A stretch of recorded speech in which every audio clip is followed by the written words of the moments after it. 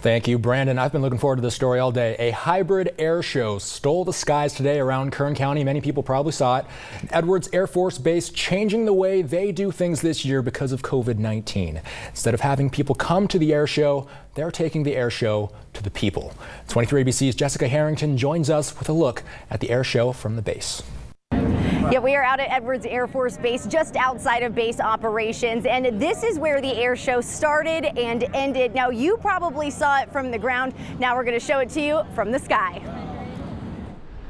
For the first time in 11 years, Edwards Air Force Base hosting an air show all around Kern County. The original plan to allow people on the base to watch the show scrapped because of the pandemic. And so the original plan was to have a STEM day on Friday with a little bit of airplane flying, and all we did was pivot from an emphasis on airplanes and airplanes flying to STEM with the little airplanes. So for the first time ever, they held a hybrid air show.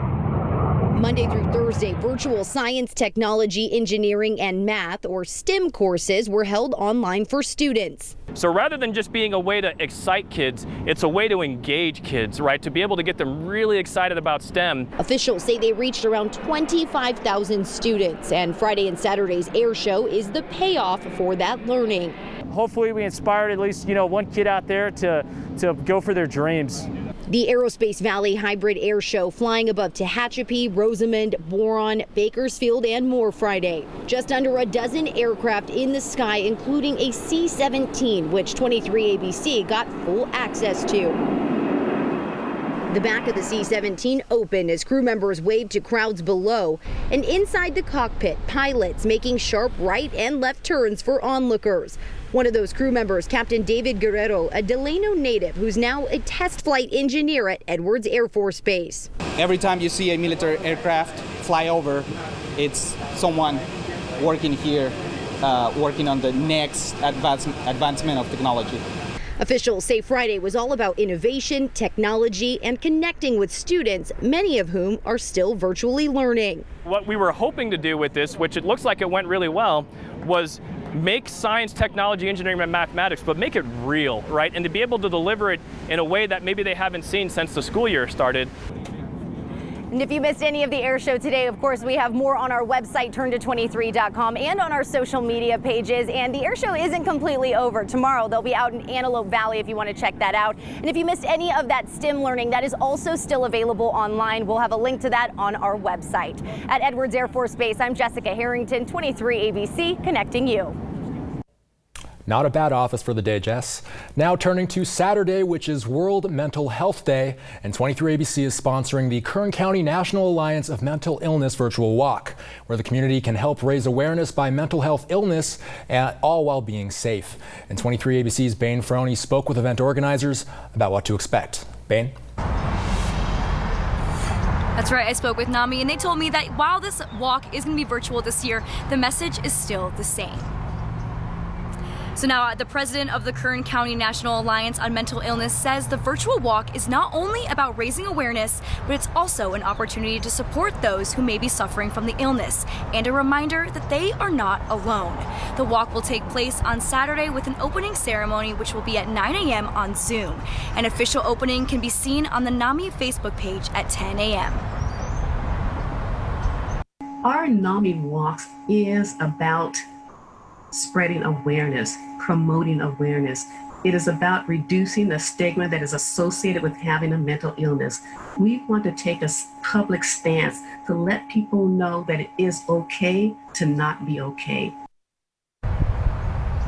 You can share on social media motivational messages, as well as share photos or videos of you completing your own walk, starting tomorrow through December 10th.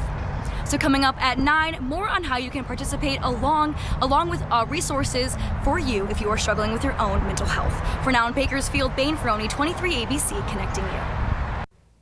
Bain, thank you. Fashion and beauty may be seen as a typical part of a morning routine, but nonprofit Freedom and Fashion uses those materials as tools to empower survivors of domestic violence and other forms of abuse. And since October is Domestic Violence Awareness Month, 23 ABC's Kristen Vartan joining us live from downtown Bakersfield to tell us how they are helping survivors in Bakersfield. Kristen. Yes, Austin, I'm at the Alliance Against Family Violence and Sexual Assault, where the Executive Director of Freedom and Fashion made a very special delivery to empower those that have survived domestic violence. She says, as a fellow survivor, that this has become her mission.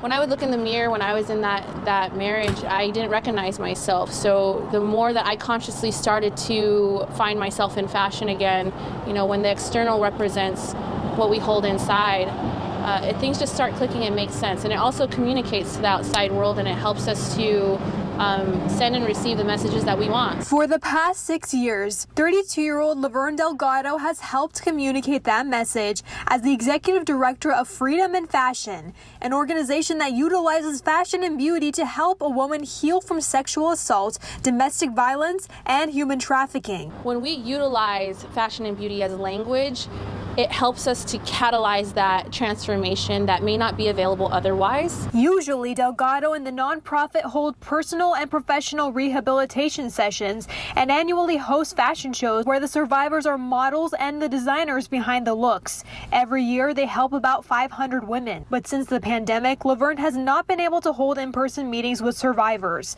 Instead, she's delivering the healing tools to them all across Southern California, Nevada, Arizona, and our very own Bakersfield. She says the organization did deliveries before, but not at this scope. We're all about meeting the needs: food, water, shelter, clothing. We need to get these women and children out of survival mode, but we take a lot of pride in providing luxury as well, things that they may see as luxury that a lot of us may take for granted. Lewis Gill, CEO of the Kern County Alliance Against Family Violence and Sexual Assault, says that the center serves about 2,300 survivors of domestic violence every year, and they're on track to serve that many again in 2020. But with this year's added stress of COVID-19, Gill still has worries. That people are not being able to report.